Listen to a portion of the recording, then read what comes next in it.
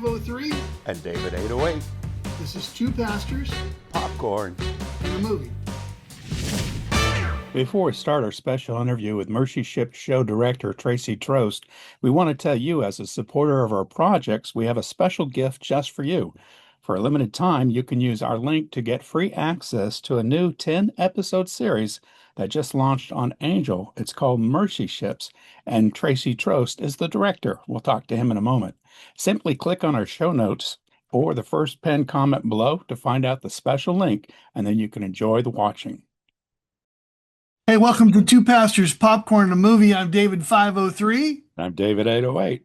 Hey, we're excited today because we have a special guest with us, Tracy Trost. He's a director extraordinaire, and he's got a new project, a new series out called the Mercy Ship series. And we wanted to talk to him today about this incredible series that's on the Angel platform. So welcome, Tracy. Welcome. I'd like to be called Tracy 918. 918. I got to write that down. 918. Or for short, just 918. Yeah.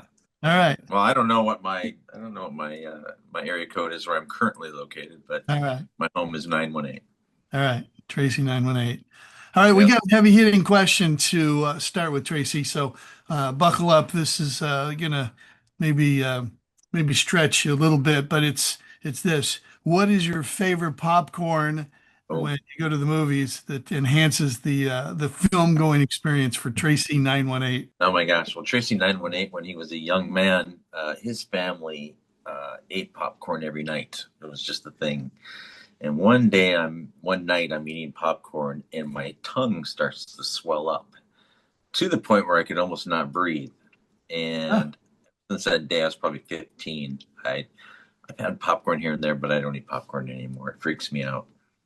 So right. To answer your question, it would be 0. I didn't see that coming.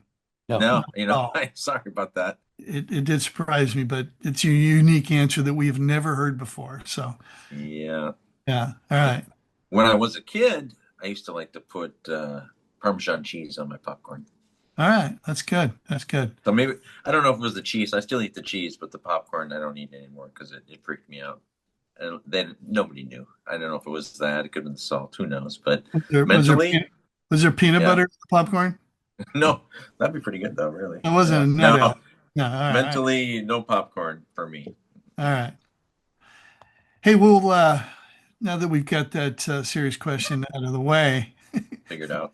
Yeah, let's jump into some more softball questions. All right. And talk about your new project, the Mercy Ship. So, Dave, tee up that first question that we have for Tracy. 918. Well, give the audience some background of, what's going on with this ship. I mean, I've watched 3 episodes and can't wait for the next ones to come out. Good. I like that. I like when interviewers watch the show. I only watched 3 because at the time that was all that was available. Only 3 are available. Yeah. Lots of times people will interview you and I'll say, "Have you watched the show?" And they're like, "Well, no." Like, okay. No. I want to know how the barista's doing. I want to know. Well, tell it. Go ahead. Yeah. Hey, before we jump into that question though, let's get some background on Tracy. What brought you to this place where you're at? How'd you get into media? Set the stage for us there before we dive into the Mercy Ship. Well, it's an interesting story because I actually told this story to somebody this morning. We were talking about,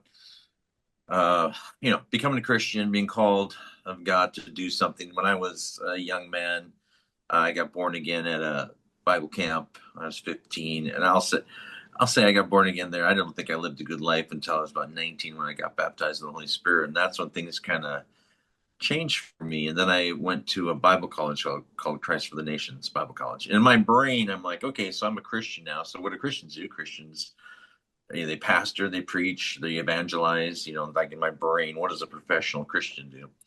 And so that's the route I thought I was going on. But I'll be honest with you, I didn't have like this burning desire. Yes, I want to preach the gospel. I want to introduce the lost to Jesus. I want to be a representation of the gospel of Jesus Christ, but I didn't have this like huge desire to get on the stage and preach or become a pastor or anything like that. So I struggled with that as a kid, quite honestly. I was 19, I think, at the time, and went to Christ for the Nations. And when I went there for orientation, I was like, oh wow, they've got a TV show here, cameras. And so in that day, they would have different speakers come into the Hmm. teach at the school, and like the noon session when the whole school came together. You went there Someone in the 1980s, right? 80s, 84 to 86. Yeah. And so they had some big names come through there at the time. And so we would record them and put them on TV and all of that. And man, when I saw that got me. I'm like, okay, Hmm. that's something I think I could really enjoy doing, because I was always the nerdy kid in school doing the like for the plays, doing lights, doing sound, for the the guys who had the band. I wasn't the singer or the guitar player, but I was the guy around the soundboard. So that was always kind of like technically involved. And boy, when I got into this, was what you would call live switching, so a multi-camera TV show where you're cutting cameras between the different cameras to cover the show. Man, it hit me like, this is it. This is what I want to do. Little known fact, and so this is kind of funny. So you've heard of the Jonas Brothers, right? Yeah. Yeah. So Kevin Jonas, the father, before he was married, was a singer in one of the different. There was different groups that sang at the school, and he was a singer there, and we were friends. And he had a song that he had written, and he was working on his own little album. The song was called "Lonely Children." And so my very first music video was shooting Kevin Jonas Sr.'s "Lonely Ah, Children" song. Yeah, it's kind of funny. hey, And I mean, was that where Mary huh? Walker and Scott Walker weren't they in that Oh scene? yeah, that's where we went to school. There, Scott Walker he's like my star in that music video. It's Ah, hilarious. all right. Yeah. All right, interesting. Small And world. Mary is a very great singer too. She was an excellent singer. So anyhow, that I did that music video. I mean, zero budget. We had no money, and I remember it was getting dark, and so I just like took my car and pointed the lights at the action. That was my lighting.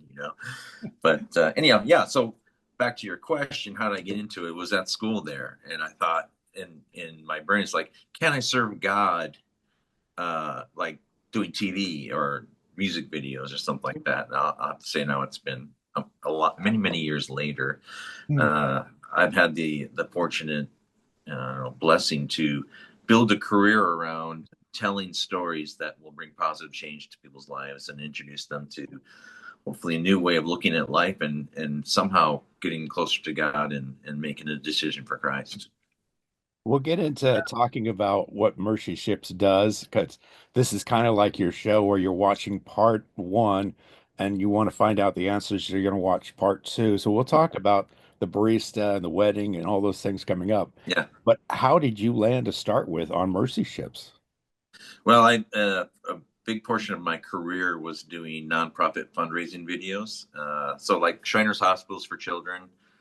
If you've seen those commercials, the little boy Alec or Caleb, I kind of was the impetus of creation behind those. I mean, I can't take all the credit. There was a huge team involved, but I was kind of the my partner and I, Joe, were the brains behind the new approach to storytelling, and bringing the children to life as the people who are actually even asking for the donation. And so I worked with many different clients, and one client that I worked with was Mercy Ships, and did their 2-minute fundraising commercials. They're nonprofit. They're what do you call them? PSAs, public service announcements. Anyhow, got to get to know the ministry. And I guess it's really not a ministry; it's an organization, but it is very Christ centered. And I get to know the people on board. And we were on the ship in Tenerife, Spain. It's actually the Canary Islands. And we were doing work on the show, or on the ship for the show, our different show. And you start talking to these different people and what a lot of people don't realize is these ships, they're floating hospitals, and their whole sole purpose is to bring hope and healing to the world's forgotten poor. It's kind of their motto. And that hope and healing basically is surgery and care. It's cataract surgeries, it's goiter removals, it's orthopedic surgeries, it's cleft palate repair, general surgery. There's just all kinds of things going on there. But all these people that do this are volunteers. These are people who take of their own time, their own volition, sometimes raise funds, sometimes churches support them. It just depends, and they come and they volunteer. And some people come for 2 weeks, some for 2 years. There are some people you meet in the show that have been on there for 17 years. There's a guy that on the ship right now on the Africa Mercy, which is just off the island of Madagascar, who's been on there, I think 27 years. Okay, Lawrence, you want to take it away? Number 11, Rejoice Africa. I like to say that I started training to be a seafarer when I was 17, so that's 50 years ago. My name is Richard O'Shea. I'm from Dublin in Ireland, and I'm the captain. I like to think that God was preparing me to be the captain on here someday. He spent 50 years training me to do this job.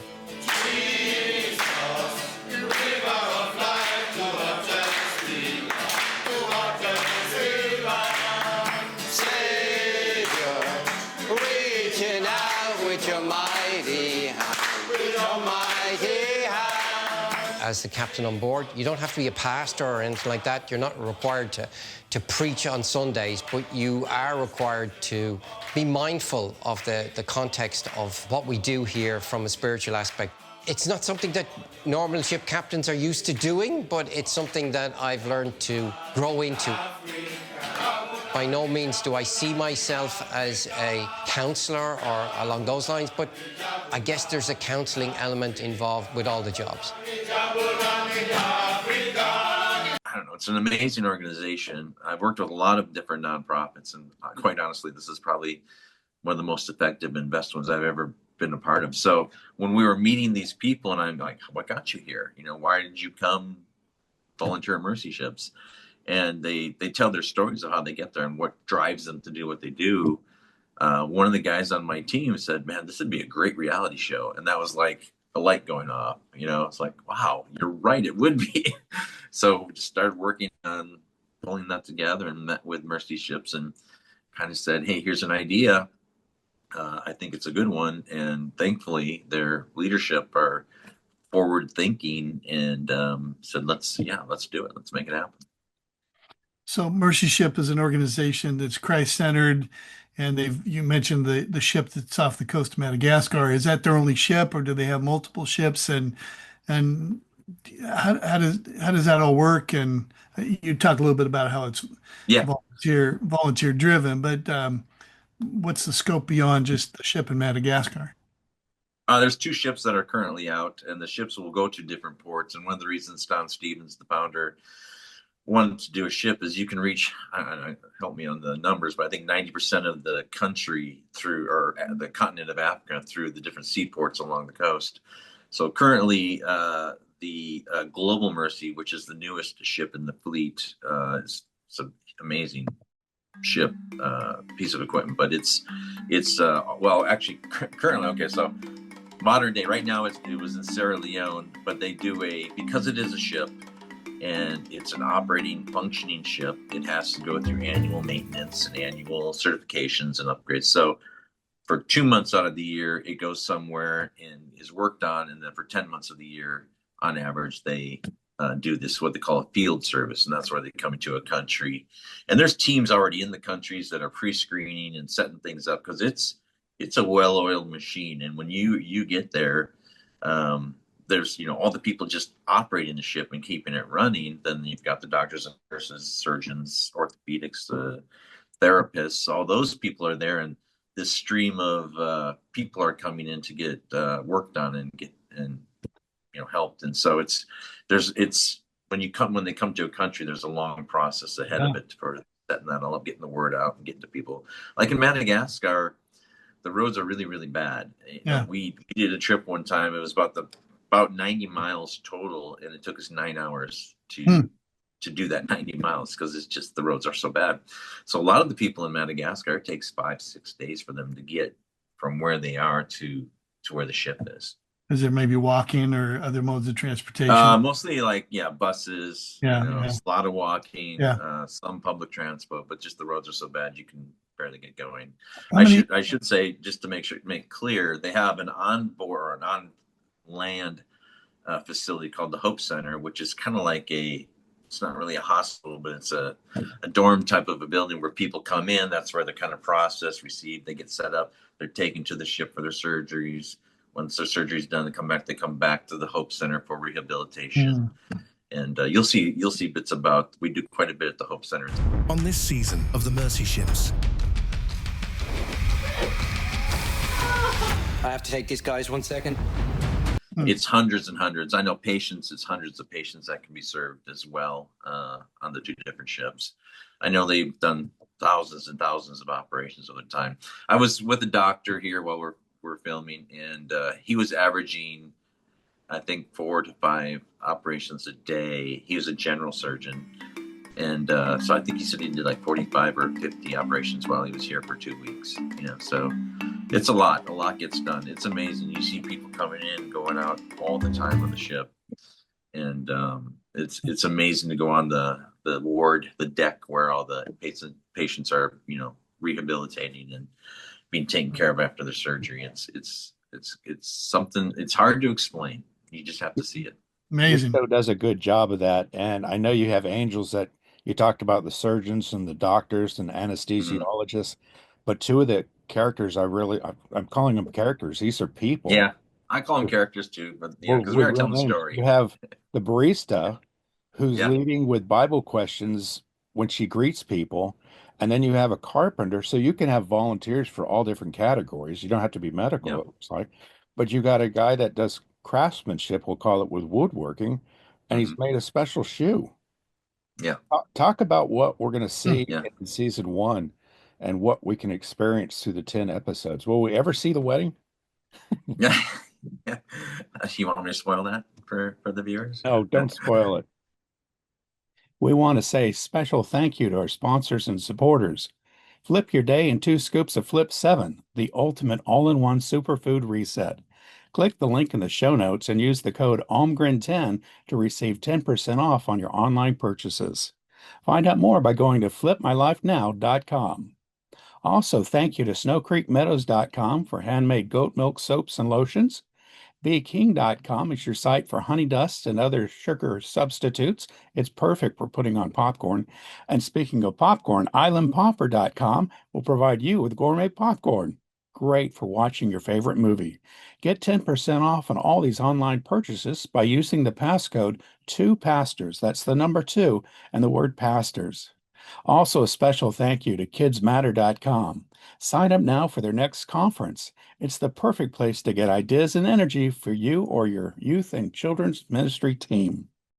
Yeah, so that's really why the show is, I think, so important, because a lot of people don't realize. If you hear Mercy Ships, floating hospital, surgery, you think, okay, well, I got to be a doctor or I got to be a nurse or a therapist to be involved. But quite honestly, the important thing to understand is basically these ships are like floating cities. They have to create their own electricity. They got to purify their own water. They got to handle their own waste. They got to house, 400 to 600 people, whatever the number is. Feed these people. There's a constant stream of produce and stuff coming and going. So they're helping the local economy as well by being there. Oh yeah, and they bring, when they go in, there's a portion of the ship crew that's called day crew, and those are people who are locals who get hired to do work on the ship while they're in that country, whatever that country is.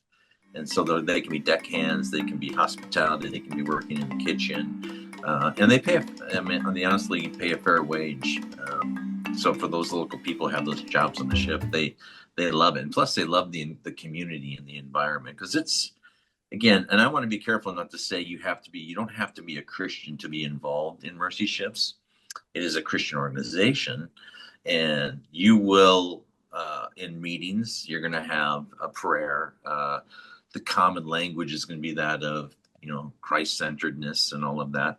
But there are a lot of people who are not, quote unquote, believers who come help on the ship just for humanitarian reasons. It's just they're good people who want to do good things. So, and then we show a bit of that in the show as well. So back to your other question, you were talking about the barista. You're talking about Bambi Hawkins, who is in the first and second episode. And one of the things she likes to do is there's a coffee shop on the ship, because they're big ships. So there's like meeting areas, and there's public areas, and there's a coffee shop. She likes to get up in the morning on Sundays, open up the coffee shop, and they use Teams for communication. So she sends out a question, and like a question could be, if you're a tree, what kind of tree would you be? Or in this case, in the show, she asks a pretty I'll call it kind of a deep spiritual question, actually, and different people can come and talk about what the answer to that question is. So, but she works in administration, because you got to have HR, you got to have plumbers, you got to have electricians, you got to have hospitality, you got to have cooks, cleaners, you got to have, deck hands. It takes. This is my volunteer option. I come here to make drinks for people and serve the crew. So my husband Thomas is the head chef on the Africa Mercy, but we've actually been apart for quite a long time, and I miss him. The hardest thing for me is being away from my family. Well, the secret is that Beth's sister, Kate, her twin sister, is coming to the ship. Hey, can I sit here? I don't know the exact percentage. In my brain, I would guess at least 2/3 of the people or more are people just supporting making the ship operational. And then you've got the hospital side of it with all the nurses and doctors and patients going on. But they're all connected because in some of the episodes, and I didn't like it when Bambi got hurt, but I was okay when you explained what was going on. You're giving stuff away. Well, she survives. I'll just say that. Yeah. You watched episode 2, right? But I've watched all I could because they're dropping, every week. So I really want to encourage people to see it. But some of the people that were not operational were still helping by donating blood. Yeah, so it was amazing how the blood supply, and you learned this in the show. The blood supply for the ship is the crew members. Because it's not like it is in the U.S. where they have blood banks. When you're off the coast of West Africa, there isn't a local blood bank you can go to. So, they go through all the normal screenings and all the normal, checking types and all that stuff. Their hospital stuff is high tech. It's like the best. I met with a surgeon this week who came in from Switzerland, and I asked him how his experience was and all that. He said, he says what happens on the ship is as good or better than what he does at home in Switzerland. And a lot of the American doctors say the same thing. The quality of care and the quality of equipment and the quality of procedure is top notch. Amazing. And it's interesting because, like, sometimes in these countries, hospitals are not a good thing, and so they've had issues where, you're out in the field and you're trying to get people to come to the ship to get, like a goiter removed or something, and many times people back out because in these countries the hospital system is not great, and a lot of times people go there and they die. So people don't want to, when you say we have a hospital ship, it scares them. They don't want to come to this ship and die. So there's some frozen perception of what they think the experience is going to be. Interesting. Yeah. So unpack for us and our audience why Mercy Ships wanted to do a show like this versus a typical PSA where you're pitching, here's what we do and sign up and give us money. Well, quite honestly, the future, I've been in nonprofit fundraising marketing for 12 years now or so. Yeah. And the world is changing. The way that content is being consumed is completely different than it was in 2013, 14, when I started doing this. Direct response TV commercials, those 2-minute commercials you see, they're still effective, but the problem is the audience has moved. And if you don't move with the audience, you're going to get left behind. And Mercy Ships, thankfully, again, is a very forward-thinking organization, and they listen to good counsel. And we when we approached them with the show idea, I'm like, this is the future. It's creating entertainment, because like in the show, you don't get asked for money, you don't get asked to volunteer, nothing. It's an entertainment show where people become fans of that, and at the same time become fans of the organization, then want to know more. So we're not going to and saying, here's this horrible situation with this child who needs help, will you give us money, or will you come do it? We're saying, here's this amazing organization that helps these children get what they need, or helps these adults get what they need. We all feel God's calling to come and help anyone that we can. We want to try and make the world a better place. Witness the tears and triumphs.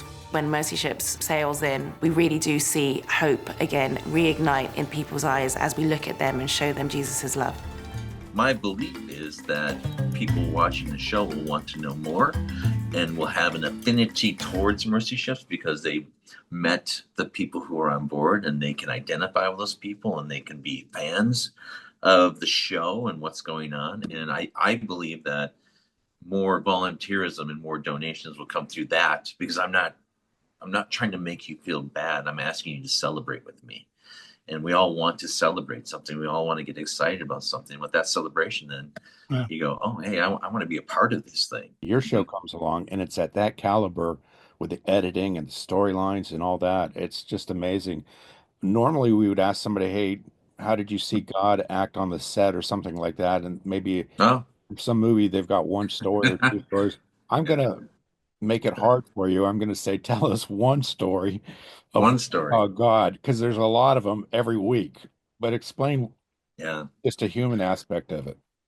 Well, I mean, share us where God showed up, where you saw something. I mean, the thing is, God's there today. You know, that is a hard question to answer, because just being on the ship, being with these people who have given so much of themselves to be there for the case of Christ, for the servitude of God, to help the fellow mankind, to, you know, I mean, there's a plaque on the wall that says Mercy Ships follows a 2,000-year-old example of Jesus to bring hope and healing to the world's forgotten poor. I mean, that's the whole purpose of the organization, and they live it every day. And you see God do these things. I'll tell you one story that I heard about on this one, and it was pretty moving. And there was a boy whose hands were wrapped in bandages, and he just like kept moving as much as he could his hands. And through an interpreter, one of my producers is talking to them, and this boy was there. And I say boy, he's like 20, 23, 24. But his dad is with him, and he's talking about his dad as his best friend and went through. But when he was, I think, 6 or 8 months old, he fell into a fire and he burned his hands. And because of the care in this situation, typically when somebody has a burn, as the body grows, the skin doesn't grow, so then it tightens up, and then the hands become bound, and can't move, can't do anything with them, because in the U.S. or other countries, you would do skin grafts to relieve the tension from the growth of the skin, right? I learned that actually a lot from Shriners, because there was a lot of that done at Shriners. And so this little boy, or I keep saying little boy, he's in his 20s, this young adult, this shows how old I am, right? He comes to the ship and he gets an operation, and for the first time since he was 6-month-old child or whatever it was, he's able to move his hands, able to move his fingers. And while he was here at the ship after his surgery, for the first time in 20-something years, he was able to feed himself. And that was just like that one. I was like, oh my goodness, and you see stories like this. There's hundreds of stories of just life-changing things happening to people because of the surgeries and the care that they're getting. And it's incredible. And the little boy was talking about his dad as his best friend, because his dad had to do everything for him. Like when he went to the bathroom, his dad had to take care of him. He had to dress him. He had to bathe him. He had to feed him. And now this little boy, for the first time in his life, little boy, I don't know why I keep saying that. This young man, in his first time in his life, he can feed himself. And the interesting thing too, in these countries, there's a bit of a mysticism to. So if somebody's born with a deformity, or somehow gets a deformity or a growth or something, in that village, they'll actually be outcast, because the belief is God or the gods or somebody has cursed you, or you've done something for God to curse you, or your family has done something, and these people will generally become outcasts. And you'll learn that in the Vivek Sarah story of he keeps talking about, will she get married? Do we see the wedding? Because what happened to her is life changing. I don't want to give it away. You got to watch the show, but you meet a woman whose life, she was a recluse. She was shunned by her village, and then she comes to Mercy Ship. She had a goiter on her neck, and she gets that removed, and all of a sudden now her whole life is completely different. How can we be praying for you? As I know you're there on the ships now. Tell us what ship you're on, and how can we be praying for further production? But if I was to ask you to pray for something, for the viewers, for people who are watching the show, to see themselves a little bit differently. And I hope that's what the show does, because it's, you don't have to be a surgeon to go serve God. One of the guys that I got to know in the last ship, he's IT. He handles computers. He works with the web and the network. They have a whole IT department because there's like 600 computers on the ship on the African Mercy. So somebody's got to help with the IT.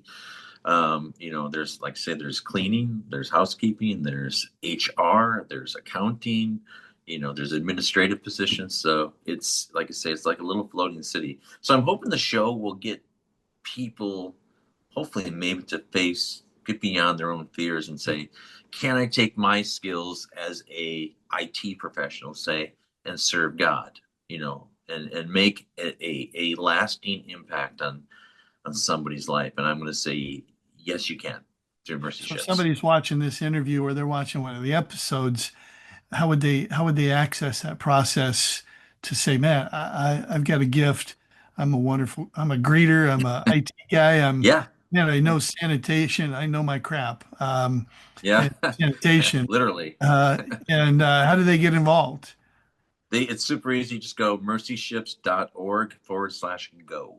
mercyships.org/go. And there you can get all kinds of information. They have a listing of what positions are needed, what's available, the commitment levels. The commitment level can be anywhere from 2 weeks up to 2 years.